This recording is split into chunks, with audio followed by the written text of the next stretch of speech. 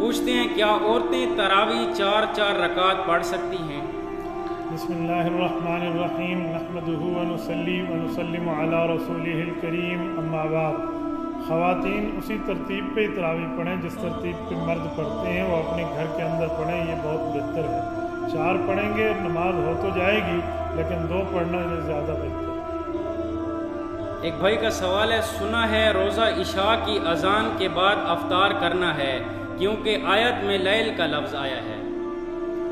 بیٹا یہ بات نہیں ہے جو آپ سمجھیں کہ عشاء کی نماز کے بعد روزہ افطار کریں، جی نہیں۔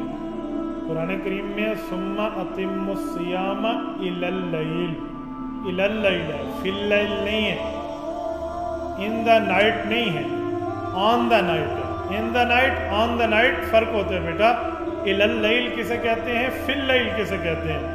اگر آیت یہ ہوتی ثم اتم الصیام فی اللیل، پھر عشاء میں ہوتا۔ الی اللیل کا معنی ہے جب مغرب کا وقت شروع ہو رہا ہو اپنا روزہ کھولو، بس اتنی سی بات ہے۔ آپ کو کسی نے غلط کہا ہے عشاء والی بات۔ محمد شہباز بھائی پوچھتے ہیں روزے کی حالت میں اگر زنا ہو جائے تو کیا روزہ فاسد ہو جائے گا؟ بیٹا روزہ بھی چلا جائے گا اور آپ کا ایمان بھی کمزور ہو جائے گا۔ ایمان بھی مضبوط کریں اور اپنے روزے کی بھی تجدید کریں اور کفارہ ادا کریں۔ ہمارے YouTube چینل کو سبسکرائب کر کے بیل آئیکن پر کلک کیجیے۔